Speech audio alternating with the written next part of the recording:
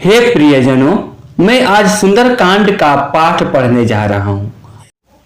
ओम गणेशाय नमः। जय श्री राम, जय हनुमान। हे अंजनी पुत्र जी, हे केसरी नंदन जी, हे महावीर जी, हे बजरंग बली जी, हे पवन पुत्र जी, हे संकट मोचन जी, हे रुद्रावतार जी, हे हनुमान जी, हे मारुति जी, हे बालाजी, हे साधु जी, हे बागेश्वर धाम सरकार जी। आज मैं सुंदर कांड पाठ का चौपाई सहित कथा कहने जा रहा हूं और यह सुंदर कांड का भाग 2 है। इसके पहले हम लोग भाग 1 में कथा सुने हैं। समुद्र पार करते समय हनुमान जी जब सुरसा माता से मिलते हैं और विदा लेकर के आगे बढ़ते हैं तो समुद्र में और किससे मुलाकात होती है हनुमान जी का, और उसको क्या करते हैं। इसके बाद लंका में जब पहुंचते हैं श्री हनुमान जी तो वहां पर क्या देखते हैं और क्या करते हैं और किसके पास सबसे पहले किसके पास जाते हैं। तो आइए हम लोग इस कथा में आज भाग 2 में सुनते हैं। राम काज सब करे हूँ, तुम बल बुद्धि निधान। आशीष दे गई सो हर्षि चले वो हनुमान सिया राम। हर्षि चले वो हनुमान।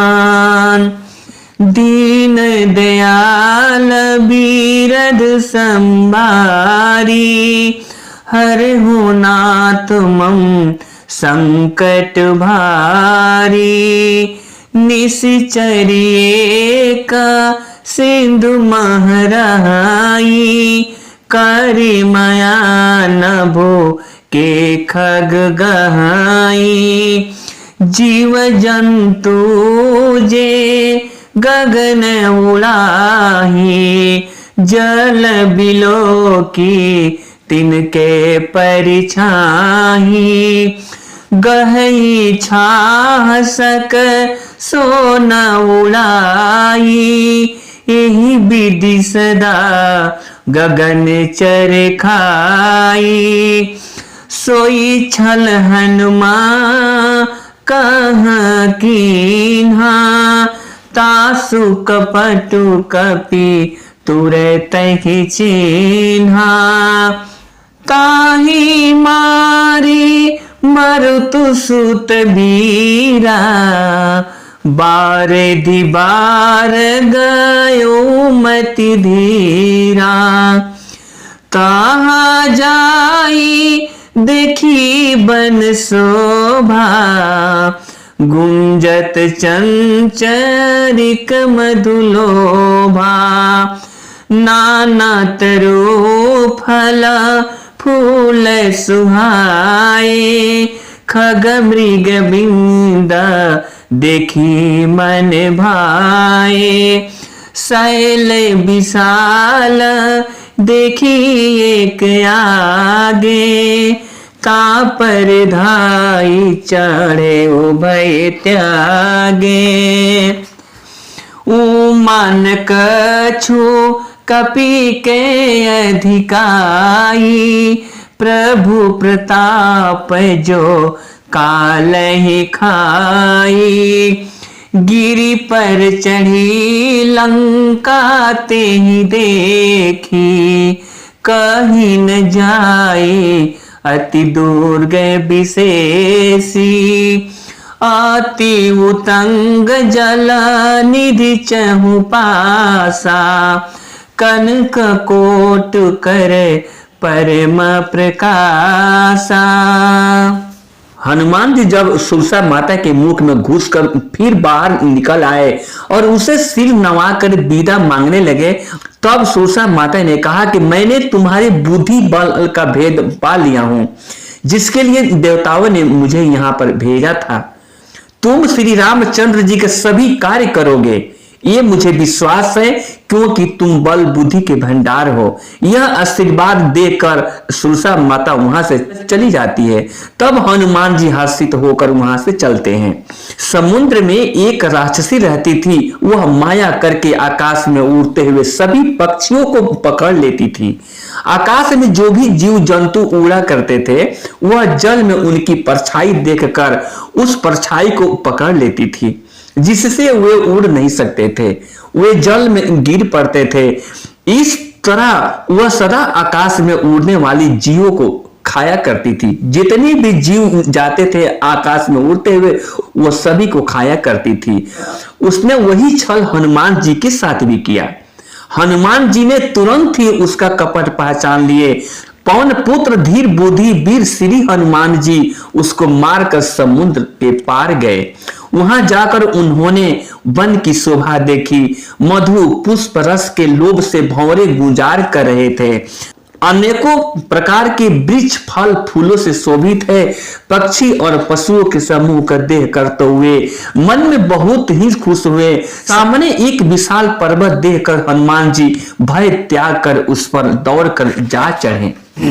शिव जी कहते हैं कि हे उमा, इसमें बानर हनुमान जी की कुछ भी बड़ाई नहीं है। यह तो श्री राम जी का प्रताप और महिमा है जो काल को भी खा जाता है। पर्वत पर चढ़कर उन्होंने लंका को देखी। बहुत ही बड़ा किला है, कुछ कहा नहीं जाता। यह अत्यंत ऊंचा है, उसके चारों ओर समुद्र है। सोने की परकोटे चार दीवारी के परम प्रकाश हो रहा है। अब हम लोग इसके आगे सुनते हैं। कनक कोट विचित्र मुनि कृत सुंदरयातना घना चौहट हट सुबट बिथि चारुपुर बहुविधि बना गजबाज खच्चर निकर पदचर रथ बारूथ निहि को गने बहुरूप निशिचर जूथ अति बल सेन बरनत नहीं बने बन बाग उपवन बाटिका सरकूप पापी सोहहि नर नाग सुर गंधर्व कन्या रूप मुनि मन मोहहि कहूँ माल देह विशाल शैल समान अति बलगर जही नाना आखारे न भिरहि बहु विधि कन तरजहि करि जतन भट कोटिन विकट तन नगर चहु दिशि रक्षहि कहूँ महिष मानुष धेन खर अज खल निशाचर भक्षहि एहि लागी तुलसीदास इनकी कथा कछु ये कहे कहीं रघुवीर सर तीरथ सरिनी त्यागी गति पही सही। विचित्र मणियों से जड़ा हुआ सोने का परकोटा है। उसके अंदर बहुत से सुंदर सुंदर घर है, चौराहे, बाजार, सुंदर मार्ग और गलियां है। सुंदर नगर बहुत प्रकार से सजा हुआ है। हाथी, घोड़े, खच्चरों के समूह तथा पैदल और रथों के समूह को कौन गिन सकता है। अनेक रूपों के राक्षसों के दल है। उनकी अत्यंत बलवती सेना वर्णन करते हुए नहीं बनती। वन बाग, उपवन, बगीचे, फुलबाड़ी, तालाब, कुएं और बावलियां सुशोभित है। मनुष्य, नाग, देवताओं और गंधर्वों की कन्याएं अपने सौंदर्य से मुनियों को भी मनों को मोह लेती है। कहीं पर्वत के समान विशाल शरीर वाले बड़े ही बलवान मल पहलवान गरज रहे हैं और वे अनेकों अखाड़ों में बहुत प्रकार से भिड़ते और एक दूसरे को ललकारते हैं। भयंकर शरीर वाले करोड़ों योद्धा यत्न करके बड़ी सावधानी से नगर की चारों दिशाओं में सब ओर से रखवाली कर रहे हैं। कहीं दुष्ट राक्षस भैंसों, मनुष्य, गायों, गधों और बकरों को खा रहे हैं। तुलसीदास ने इनकी कथा इसलिए कुछ थोड़ी सी ही बतलाई है कि वे निश्चय ही श्री रामचंद्र जी के बाण रूपी तीर्थों में शरीर को त्याग करके परम गति पावेंगे। इसके बाद हम लोग भाग 3 में दोहा नंबर 3 से लेकर दोहा नंबर 4 तक चौपाई सहित अर्थ सहित कथा सुनेंगे। आप सबसे हमारा हाथ जोड़कर वंदना है कि आप सभी लोग सुंदर कांड का पार्ट 1, पार्ट 2 लाइन से हमेशा सुनते रहिएगा कथा और देखते रहिएगा। मैं आप लोग को सुंदर कांड का सभी जितने भी चौपाई है, जितने भी दोहा है कथा में, सभी चौपाई अर्थ सहित गा करके कथा सुनाऊंगा। और मैं आप लोगों को विश्वास दिलाता हूं कि रामचरितमानस का सभी जो 7 कांड है, मैं सभी कांड को चौपाई सहित अर्थ सहित कथा कहते हुए वीडियो बनाऊंगा और मैं आशा करता हूं कि आप लोग को अवश्य ही सुंदर लगेगा। जय श्री राम, जय हनुमान।